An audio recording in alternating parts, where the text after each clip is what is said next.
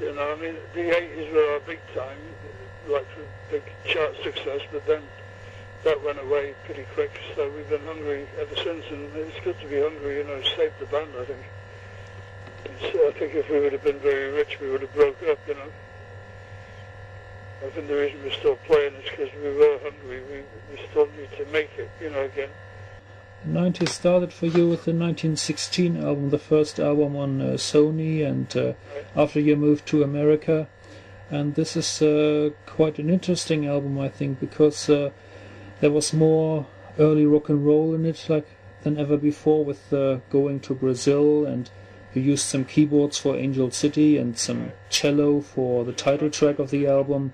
And saxophones in Angel City too. Yeah, so this was a lot of new ideas in this album. Well, it was, you know, moving to a new place gives you new ideas, you know, and also we had a very good producer, Pete Sully, who knew what he was doing, you know, and he would suggest things, and he could play piano himself. He plays piano on No Nice Guy, and on I've been to Brazil, was Ed Stacey and played piano on it, that's right. But we were lucky, you know, we had this guy who knew a cello player, you know, etc., you know. Well, so the album after that was March or Die, which many people don't like very much, and I think you don't play any of these songs live anymore, not even Hellraiser or You Better Run. Hellraiser, we sometimes do You Better Run. Let's see what else. No, we don't play many songs like that. But I like the album, I thought the album was fine, you know, I had no problem with it.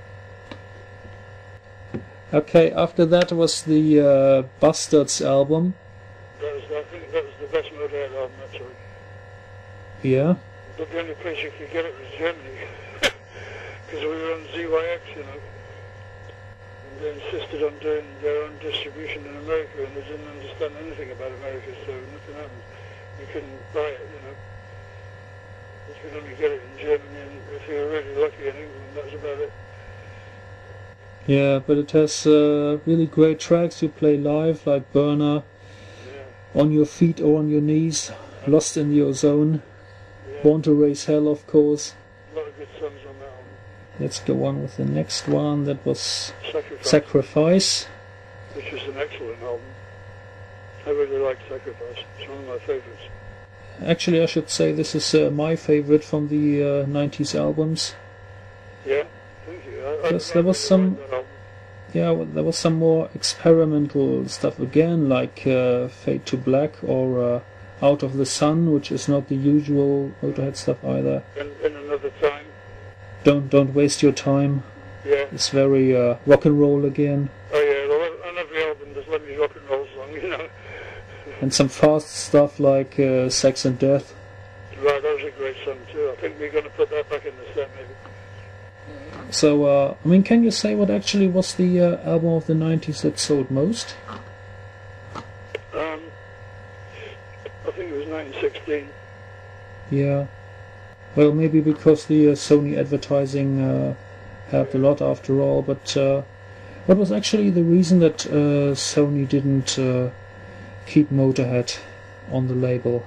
Well, we were on this label WTG, which was a tax loss, I think. Because they closed it down, you know, and they fired everybody on the label, you know, which is very suspicious, you know. I mean, you don't start a label and then a year and a half later close it down, you know.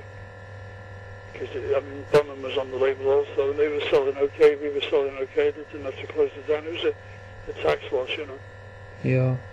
Anyway, I hated fucking Sony, I was glad to get away from it. Overnight Sensation. Yeah, I like it's got a sleeve you don't see on any t-shirt. No, I don't like the sleeve, but I like the album. But you don't play very much on this. Civil War. Yeah. And, well, and the title track, and that's it. Yeah. You are considering to play any of these songs live? Well, it's difficult to fit all the songs in off all our albums, you know, we've got a lot of stuff to play. I mean, we only do 2 from Snakebite Love, you know. Yeah, I was a bit disappointed that you don't even play the title track of the album. Yeah, it's difficult because it's a long vocal, so you won't hear it live. I mean, we tried it, you know, we rehearsed it, but you just couldn't, there's no way I can get the vocal through, you know. So Snakebite Love held a couple of surprises as well, like well, Dead and Gone especially, which uses the riff from The Sky Is Burning. Right. I thought it was a good riff, and I thought I'd bring it back, How many people actually talk to you about the old Sam Gopal stuff? And Not many. You know, I mean, the fan club guys know all about it, you know, and like, a few of the Motörhead bankers like you know about it, you know, but like mostly, I mean, nobody in America knows about it ever, you know. I mean, yeah. It was never even released here, you know. Obviously, the advantage of Everything Louder is, compared to No Sleep Till Hammersmith, that it includes all the songs from the 90s now. Right. So. Burner and Sacrifice and Lost in the Ozone, Civil War, everything. Some really good songs on there. It's a good album, you know. It's a good live sort of set. That was a great set, you know. What was the reason why you said we are going to use only recordings from one show? You said the Mistaken Lost in the Ozone, and obviously the beginning of Iron Fist is quite horrible too.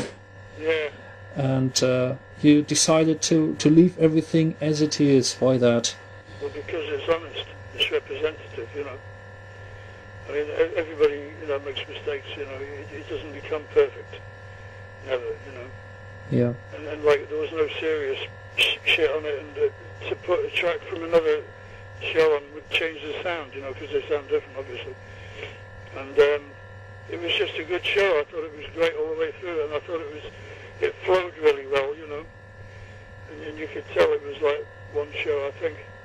So, I just thought it was a good idea to have it like that and not do any overdubs and do a real live album, you know. Because on Hammersmith there were some overdubs, you know. And on No Sleep at All there were some overdubs, but I didn't want to do it again, you know. I wanted to put a real live album, a live album, you know. Mm-hmm. So you get it. What you see is what you get, yeah.